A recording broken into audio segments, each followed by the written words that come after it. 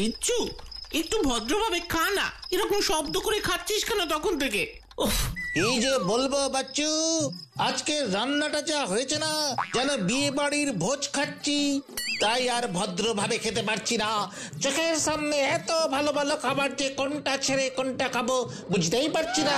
ওরে বাবা, তুই এক এক করে সবগুলো খাবারই খা, তোকে তো কেউ বাধা দেয়নি। কিন্তু দেখিস, খাওয়ার পর আবার যেন তোর পেট ব্যথা না শুরু হয়ে যায়, তাহলে তো আবার কাল স্কুল না যাওয়ার বায়না করবি। তোরা আবার শুরু করেছিস? এতদিন পরে সবাই একসাথে বসে একটু ভালো মন্দ খাওয়ার সুযোগ হয়েছে, সেটা উপভোগ কর। অন্যদিন তো কাজের চাপে তোদের সাথে ডিনার করার সুযোগও হয় না। ঠিক বলেছ বাটুল্লাহ, আমারও তো পড়াশোনার চাপে ভালো করে খাওয়াই হয় না। মাঝে মাঝে পড়ার চাপে জল খেতেও ভুলে যাই। এত পড়া যে খাওয়ারই সময় থাকে না। এবার তাহলে গাঁটটা খা। আজই খেয়ে উঠে তোর পড়া ধরবো আমি, দেখি তুই কত পড়েছিস। না মানে বাটুল্লাহ, তুমি আজ এতদিন পরে একটু সময় পেয়েছো, তাই এসবের মধ্যে না জড়িয়ে একটু খাওয়া দাওয়া করো। তোমার সাথে খাওয়া দাওয়া করতে পেরে আমরা নিজেদের সৌভাগ্যবান মনে করি। এই নাও, একটা লেগ পিস খাও। আজ রান্নাটা সত্যিই খুব ভালো হয়েছে। এত কেস সলভ করতে গিয়ে অনেক বাইরে বাইরে খেতে হয়, কিন্তু নিজের বাড়িতে বসে বাড়ির খাবার খাওয়ার আনন্দটাই আলাদা। ঠিক বলেছো মাটুলদা, তোমার কাছ থেকে এত ভালো ভালো জিনিস শিখতে পেরে আমি তো নিজেকে ধন্য মনে করি। আচ্ছা বাটুল্লাহ, ছাগলের মতো মুরগিরও তো 4টে পা হতে পারতো। কেন রে, তাতে কি হতো? না মানে 4টে না হোক 3টে পা তো থাকতে পারতো, তাহলে অন্তত আমরা 3জন 3টে লেগ পিস খেতে পারতাম। আর একটা বাজে কথা বললে তুই আবার গাঁটটা খাবি।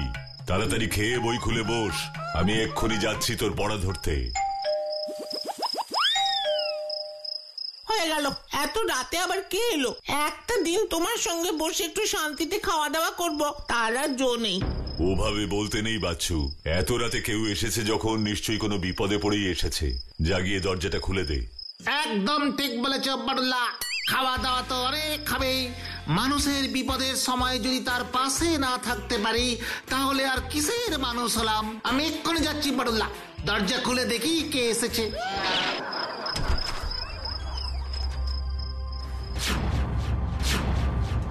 আপনার পরিচয়? নমস্কার বাটুল বাবু, আমি ধনলক্ষ্মী ব্যাংকের ম্যানেজার। এত রাতে আপনাকে বিরক্ত করবার জন্য খুবই দুঃখিত। আমি খুব বিপদে পড়ে আপনার কাছে এসেছি। আপনি একদম ঘাবড়াবেন না, শান্ত হয়ে আমাকে সব কথা খুলে বলুন। বাটুল বাবু, আমার সমস্যাটা এমনই যে কেউ আমাকে বিশ্বাসই করছে না। সবাই আমাকে চোর ভাবছে। বিশ্বাস করুন বাটুল বাবু, আমি চোর নই। আপনি আগে সমস্যাটা বলুন, তারপর না হয় তদন্ত করে দেখা যাবে কে আসল চোর। বলছি বাটুল বাবু, বলছি। আজ থেকে 6 মাস আগে সুন্দরগড় এস্টেটের বর্তমান জমিদার সুখচাঁদ শেঠ মহাশয় আমাদের ব্যাংকে আসেন। বলুন জমিদার মশাই, আমি আপনাকে কিভাবে সাহায্য করতে পারি? মেঞ্জা সাহাব, আমি একটা জিনিস আপনাদের লোকারে রাখতে এসেছি। আপনার মতো মানুষের কোনো জিনিস আমাদের ব্যাংকে রাখতে পারলে আমরা খুবই খুশি হব। বলুন লকারে কি রাখতে চান? কোনো গয়না নিশ্চয়ই? नहीं गहना নয় মেঞ্জা সাহাব, একটা নীল হিরে 50 কোটি দামের একটা ব্লু ডায়মন্ড আপনাদের লোকারে রাখতে এসেছি। 50 কোটি টাকা মূল্যের হিরে? ক্ষমা করবেন জমিদার বাবু, অত দামি জিনিস আমাদের ব্যাংকে রাখা সম্ভব নয়। সেটা ভীষণই রিস্কি ব্যাপার হয়ে যাবে। আপনি একদম ঘাবড়াবেন না মেঞ্জা সাহাব, 50 কোটি টাকাটা কোনো বড় কথা নয়। ওর থেকে অনেক বেশি দামি জিনিস আমার বাড়িতে আছে। আসলে ওই হিরেটা হচ্ছে আমাদের বাড়ির ঐতিহ্য। ওটা খুবই সম্মানের একটা জিনিস, সেটাই বড় কথা। তাহলে ওই হিরেটা আপনি আমাদের ব্যাংকে কেন রাখতে চাইছেন? আসলে মেঞ্জা সাহাব, হিরেটা আমার খাস মেঞ্জার পাহারা দিতেন। সব সময় উনি ওটা চোখে রাখতেন, কিন্তু উনি কিছুদিন আগে মারা গেছেন। এখন এটাকে পাহারা দেওয়ার মতো কোনো বিশ্বস্ত লোক নেই আমার কাছে। এদিকে আমার আবার পাহাড়ে যাওয়া সময় এসে গেছে। ফি সাল গরমের সময় আমি 6 মাস পাহাড়ে গিয়ে আমাদের বাংলোতে থাকি। আপনাদের ব্যাংকের উপরে আমার আস্থা আছে, আপনারাই এটার যোগ্য সম্মান দিতে পারবেন। আচ্ছা বেশ, জমিদার বাবু, আপনার ওই হিরেটা আমি একটু দেখতে পারি? 50 কোটি টাকার হিরে দেখার সৌভাগ্য তো আমার আগে কখনো হয়নি। এটা আমাদের বংশ পরম্পরায় পেয়ে আসা হিরে। আমার এক পূর্বপুরুষ বাঘের সাথে লড়াই করে এক পাহাড়ের গুহা থেকে এই হীরা উদ্ধার করেন। এটা আমাদের বাড়িতে আসার পর আমাদের জমিদারি আরো 50 গুণ বেড়ে যায়। এই হিরে তারপর থেকে কখনো বাড়ির বাইরে আসেনি। আজ আমি বাধ্য হয়ে এটাকে এখানে নিয়ে এসেছি। এত বড় আর এত সুন্দর হিরে এর আগে আমি কখনো দেখিনি জমিদার বাবু। এটা যেন একটা জাদু শক্তির মতো, সব সময় এটার দিকে তাকিয়ে থাকতে ইচ্ছে করছে।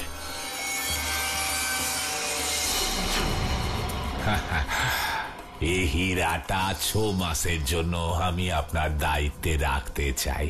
আপনারা যদি এটা রাখতে না চান তাহলে আমি কিন্তু সরকারকে জানাতে বাধ্য হব যে আপনারা ঠিক মতো আমাদের প্রতি কর্তব্য পালন করছেন না। না না সুখচাঁদ বাবু, আপনি শান্ত হন, আপনি শান্ত হন। আমি হিরেটা রাখতে রাজি আছি, কিন্তু হিরেটা লকারে রাখতে গেলে তো তার একটা ভাড়া আছে, সেটা কিন্তু আপনাকে দিতে হবে।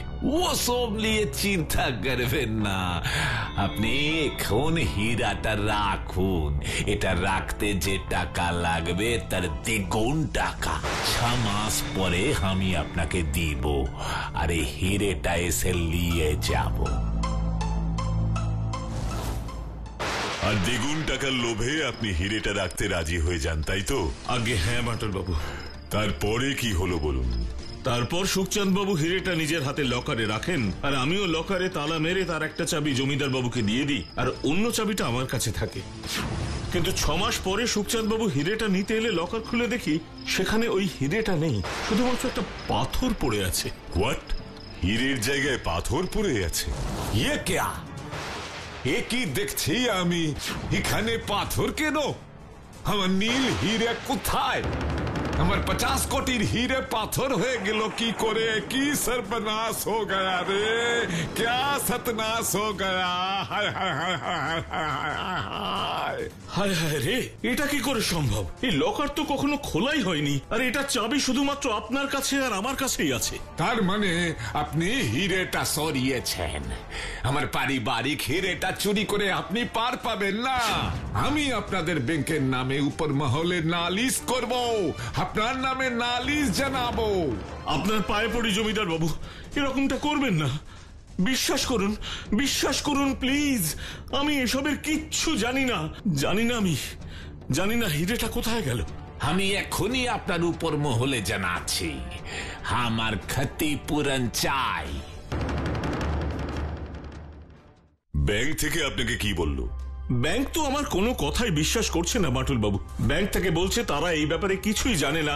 এতদিন লকারের চাবি আমার কাছে ছিল, তাই ক্ষতিপূরণের 10 কোটি টাকা নাকি আমাকেই দিতে হবে। কিন্তু আপনি বিশ্বাস করুন বাটুল বাবু, আমি সত্যি জানি না হিরেটা কোথায়। এখন পুলিশও তো আমার কথা বিশ্বাস করবে না। তাহলে আপনি বলুন, আমি আপনাকে কিভাবে বিশ্বাস করি? সত্যি বলতে আপনাকে বিশ্বাস করানোর মতো কোনো প্রমাণ আমার কাছে নেই। শুধু এইটুকু বলতে পারি বাটুল বাবু, আমি জীবনে কখনো কোনো অসৎ কাজ করিনি, কোনো মিথ্যে কথা বলিনি। আর আপনার কাছে মিথ্যে কথা বলবার সাহস আমার নেই। আপনার যা শক্তি আর বুদ্ধি তা দিয়ে আপনি ঠিক আমার মিথ্যে কথা ধরে ফেলবেনই। আমি যদি সত্যি চুরি করতাম তাহলে আপনার কাছে কখনোই আসতাম না। আমি ততটাও বোকা নই। এটাও তো হতে পারে আপনি পুলিশের হাত থেকে বাঁচার জন্য আমার কাছে এসেছেন। না বাটুল বাবু, না। জানি আপনি কখনোই অন্যায়কে প্রশ্রয় দেবেন না। আর আমি যদি কোনো ভুল করে থাকি তাহলে আপনি তো নিজেই আমাকে পুলিশের হাতে তুলে দেবেন। আমি সব জেনে শুনেই আপনার কাছে এসেছি বাটুল বাবু। ঠিক আছে, ঠিক আছে, আমি আপনাকে আপাতত বিশ্বাস করলাম। কিন্তু আপনি যদি দোষী হন তাহলে আপনি অবশ্যই শাস্তি পাবেন। আমি এই হীরের রহস্য সমাধান করার ভার নিলাম। কাল আমাকে সুন্দরগড় গিয়ে জমিদার শোকচাঁদ শেঠের সাথে দেখা করতে হবে। ধন্যবাদ, অসংখ্য ধন্যবাদ বাটুল বাবু, অসংখ্য ধন্যবাদ। এখন আপনি ভালো করে খাওয়া দাওয়া করুন। বোঝাই যাচ্ছে টেনশনে আপনি খাওয়া দাওয়া করেননি। একদম দুশ্চিন্তা করবেন না। আপনি যদি সত্যি নির্দোষ হয়ে থাকেন তাহলে কথা দিচ্ছি আপনার কোনো ক্ষতি আমি হতে দেব না।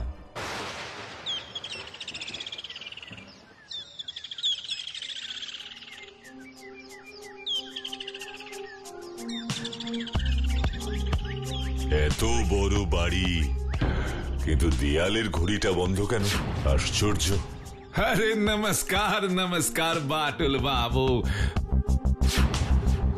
সুন্দরগড়ের জমিদার বাড়িতে আপনাকে স্বাগত জানাই। আপনাকে নিশ্চয়ই থানা থেকে পাঠানো হয়েছে। আমার এত বড় বিপদের সময় আপনি এসেছেন, তাতে আমি খুবই কৃতজ্ঞ। আমাদের পরিবারের একটা ঐতিহ্যবাহী জিনিস চুরি হয়ে গেছে। হিরেটা যে আর নেই তা আমি এখনো মেনে নিতে পারছি না বাটুল বাবু। আচ্ছা, আপনি হিরেটা ব্যাংকে জমা রেখে এই 6 মাস কোথায় গিয়েছিলেন বলুন তো? আসলে বাটুল বাবু, আমি বছরে 6 মাস হিমালয়ের একটা নির্জন গ্রামে থাকি। প্রত্যেক বছর গরমের সময় আমি সেখানে যাই। ঠান্ডা আবহাওয়ায় গ্রামের নির্জন পরিবেশ আর পাহাড়ের সৌন্দর্য আমাকে মুগ্ধ করে। ওখানে আমাদের একটা বাংলো বাড়ি আছে। বছরে 6 মাস সেখানে কাটানোই আমার নেশা বলতে পারেন। এর আগে যিনি হিরেটা পাহারা দিতেন তার নাম কি ছিল? আর তিনি ছিলেন আমার বিশ্বস্ত ম্যানেজার বিজন বাবু। তিনি হঠাৎ মারা যাওয়ায় হিরেটা আমি ব্যাংকের লোকারে রেখে দিতে বাধ্য হই। আচ্ছা জমিদার বাবু, এত বছর ধরে হিরেটা আপনাদের বাড়িতে আছে, তার নিশ্চয়ই কোনো ছবি আছে আপনার কাছে? ছবি? আরে না না, ও তো মূল্যবান একটা পাথর। 50 কোটি টাকা দাম তার। ওরকম একটা গৌরবময় বস্তুর ছবি তোলার কোনো প্রয়োজন করিনি আমি। আচ্ছা, হিরেটা কোথায় থাকতো বলুন তো? ইয়ে তো এই সিন্দুকটার মধ্যে হিরেটা সব সময় থাকতো। ঠিক আছে, আমি ব্যাপারটা দেখছি। যত তাড়াতাড়ি সম্ভব আমার হিরেটা উদ্ধার করে দিন বাটুল বাবু। ওটা আমাদের বাড়ির গৌরব। আপনি ব্যাংকের ম্যানেজারটাকে ধরুন, ও লোকটাই আমার হিরে চুরি করেছে। বেটা আমার হাতে পায়ে ধরেছিল, তাই 10 কোটিতে রাজি হয়েছি। 50 কোটি টাকা তো সে দিতে পারবে না। কিন্তু 10 কোটিও কি দিতে পারবে সে? সেটাও তো অনেক টাকা। অত টাকাও বা সে কোথায় পাবে? তাতে তো আমার কিছু করার নেই বাটুল বাবু। ভুলে যাবেন না, ওটা আমাদের পারিবারিক হিরে। ওটা অমূল্য, জরিমানা তো দিতেই হবে। ঠিক আছে, আমি ব্যাপারটা দেখছি। আপনি পুলিশকে এই মুহূর্তে কোনো পদক্ষেপ নিতে বারণ করুন। আমি ম্যানেজার বাবুর সাথে এই ব্যাপারে কথা বলে দেখছি। ঠিক আছে বাটুল বাবু।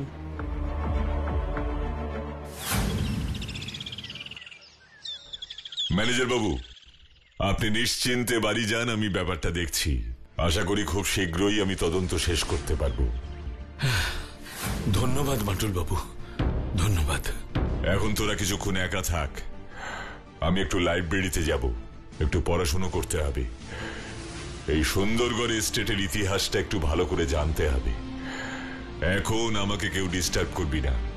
কেউ ফোন করলে বলবি বাটুলদা ব্যস্ত আছে, এখন কথা বলতে পারবে না। ঠিক আছে বাটুলদা।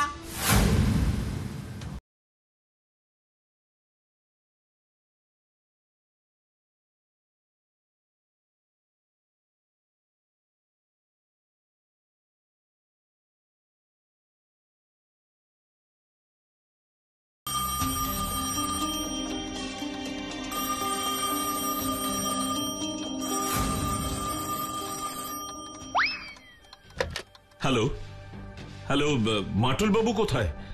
উনি কি ওনার তদন্ত শেষ করেছেন? না, বাটুলদা ঘরে একা দরজা বন্ধ করে আছে, এখনো ঘর থেকেই বের হয়নি। তাহলে কি বাটুল বাবুও ফেল করে যাবেন? আমায় কি জেল খাটতে হবে? হায় হায় হায়, এবার কি হবে? কি হবে এবার? আপনি একদম চিন্তা করবেন না ম্যানেজার বাবু, বাটুলদা ঠিক কোনো না কোনো উপায় বের করবেই। क्या ঘন্টা উপায় বার করবে। ও বাটুলের দ্বারা কিছু হবে না। আমি ওই চোর ম্যানেজারের কাছ থেকে জরিমানা আদায় করেই ছাড়বো। হ্যাঁ বিচ্ছু, সবাই তো বলছে মাটুলদা নাকি ফেল করে যাবে, সে কিচ্ছু করতে পারবে না। আচ্ছা বিচ্ছু, তোর কি মনে হয় বলতো, মাটুলদা কি এই রহস্যের সমাধান করতে পারবে? অবশ্যই পারবে রে বাচ্চু। তুই দেখে নিস, বাটুলদা তার গায়ের জোর আর মাথার বুদ্ধি দিয়ে হীরের চুরির কিনারা করেই ফেলবে। তাই যেন হয় রে বিচ্ছু, মাটুলদা কোনো কিছুতে সফল হবে না, সেটা কখনো হতে পারে না, আমার পুরো বিশ্বাস আছে। বাটুল বাটুলদা, কোনো উপায় কি পাওয়া গেছে? সেসব পরে বলছি, এক্ষুনি আমাকে একটু বেরোতে হবে। কোথায় যাবে গো মাটুলদা? সুন্দরগড়ের জমিদারের সাথে দেখা করতে যাব।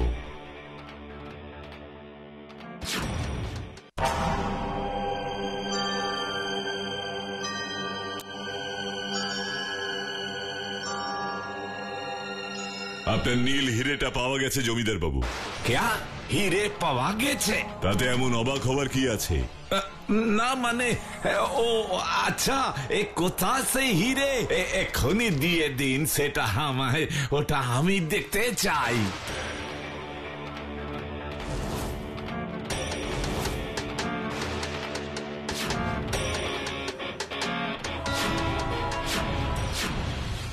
এই যে আপনার হিরে।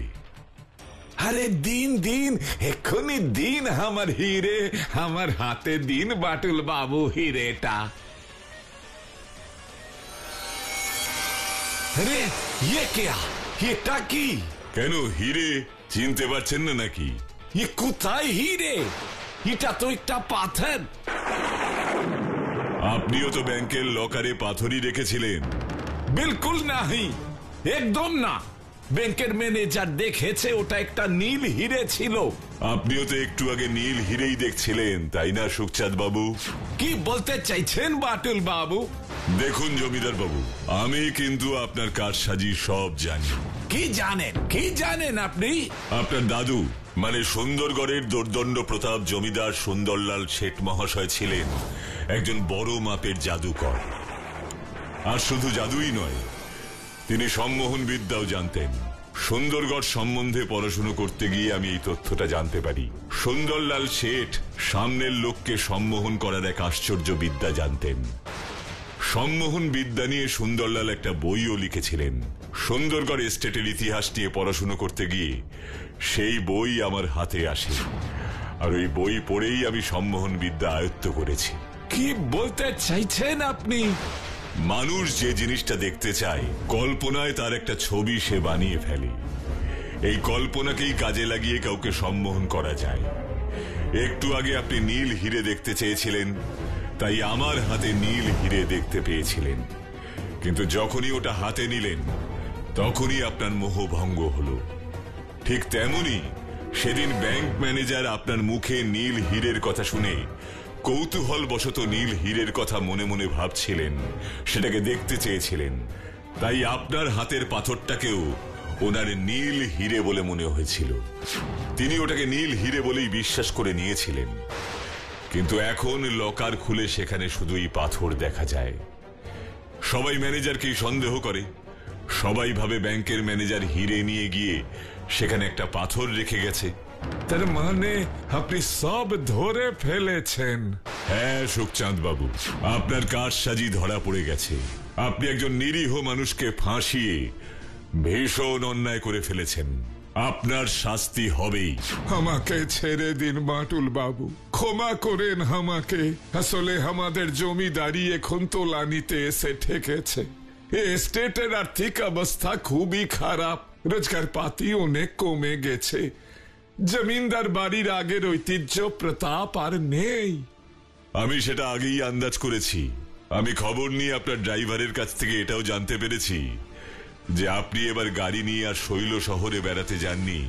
আপনার কাছে গাড়িতে তেল ভরার টাকাই নেই, তাই আপনি এই 6 মাস ঘাপটি মেরে এই বাড়িতেই বসেছিলেন। আপনি যথেষ্ট অন্যায় করেছেন। আপনি সর্বসমক্ষে এসে নিজের দোষ স্বীকার করবেন, পুলিশের কাছে সব ঘটনা খুলে বলবেন। ঠিক আছে বাটুল বাবু, আমি তাই করব।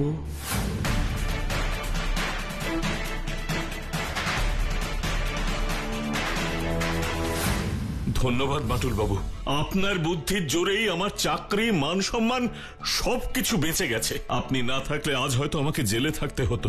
ধন্য বাটুল বাবু, আপনি সত্যি মহান। অন্যায়ের প্রতিবাদ করাই আমার কাজ ম্যানেজার বাবু। অসৎ পথে যারা চলে তাদের শাস্তি হওয়াটাই বাঞ্ছনীয়।